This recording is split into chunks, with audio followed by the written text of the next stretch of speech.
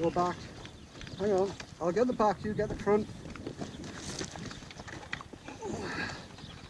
Cheers, mate. Hang on. Okay. Oh, thanks, bud. Hey, bud. Oh, where are you? Oh.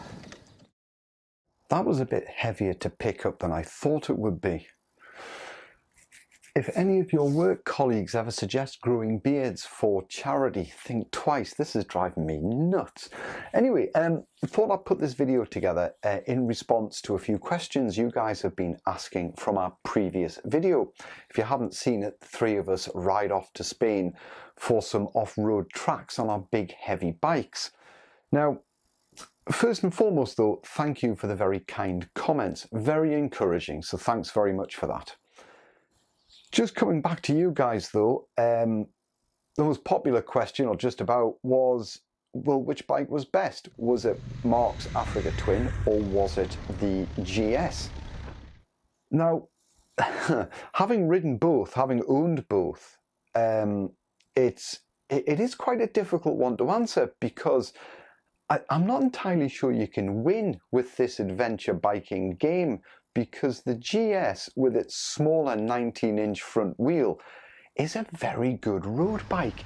It loves the twisties through national parks, happy on the motorways all day long, long sweeping bends. It's a very easy bike to ride, and you get very good lean angles out of it.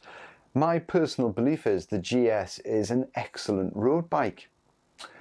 When the road ends though, and you've got dusty tracks or rocky trails to go over, the only bike to have is the AfricaTwin. So I'm not sure how you can ever win with this game. You've obviously got to spend time on roads to get somewhere, where the GS is brilliant. Then when you get somewhere and you're on dusty tracks, whatever, the AfricaTwin's fantastic. So it's a real tricky one to answer. If I could wave a magic wand, do the trip again and only choose one bike, sentiment would make me take the AfricaTwin, but I probably would anyway by that much, because I did really like the AfricaTwin. A little vague on the road for my liking with that big 21-inch front wheel, but more than makes up for it in the rough stuff. Now, I'm a bit fixated about weight of motorcycles. Now, let's just say both the AfricaTwin and the GS weigh 230 kilos. It's not far off. I weighed my panniers before I put them on the GS. They were 25 kilos each. Now, add to that the weight of a tripod and a tail pack, you're not far off 300 kilos. You would never ever buy a 300 kilo adventure bike. That's kind of the weight you're looking at if you're going to go on an adventure for a couple of weeks. So again, you know, I don't know how you can ever win at this game.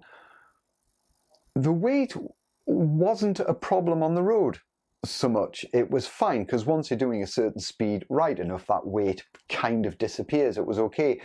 But when we were off-road, there were certainly times we all felt it. You know, good God, we're on these enormous bloody bikes, and as you've just seen, when you drop one, well, it took two of us to pick the bugger up, didn't it? A few of you have been asking, what equipment did we take to film our video? Do we have any advice or any tips?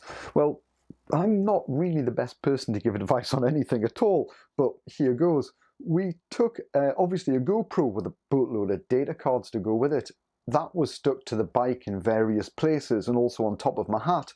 The only advice I've got on using a GoPro is buy it well in advance of your trip and practice like hell.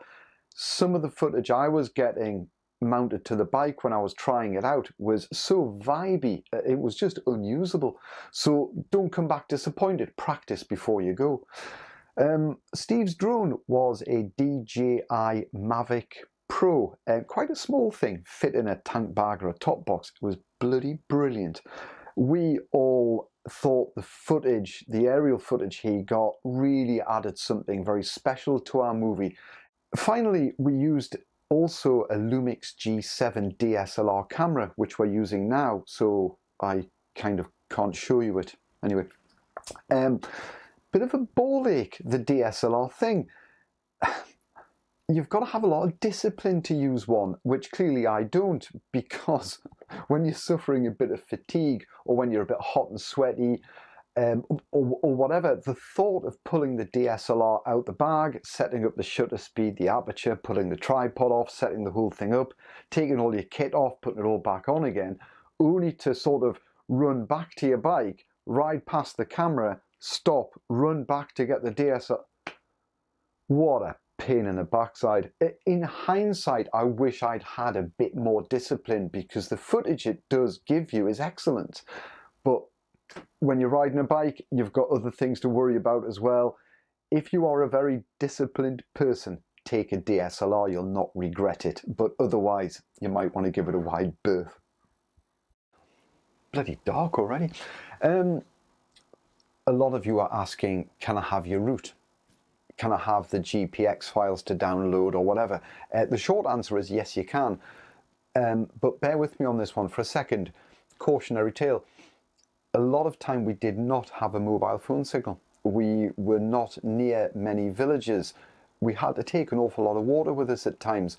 I wouldn't recommend you did any of this stuff on your own. We will take no liability over this whatsoever.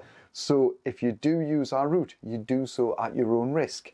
I hope we both understand each other on this. The route itself was planned using Google Maps. So below in the description of this video, there's a link. You can download a document, a PDF thing, and you can click the links and see where we went. By and large, it is pretty accurate, but there were a lot of trails that we rode quite by accident. When we were out there, we kind of thought, ooh, that looks like a nice trail. Why don't we try that? Those parts are not on the route because we made it up as we went along. I think day one in Canales, we ended up by the old sign taking the ridge trail. We were never supposed to do that. We should have turned off long before then. So again, the route perhaps won't show that. But I think have a look at the route, have a look at the Google Maps, and please go back to our previous video and perhaps make a note of the towns I've mentioned. You'll be able to join up the dots fairly easily.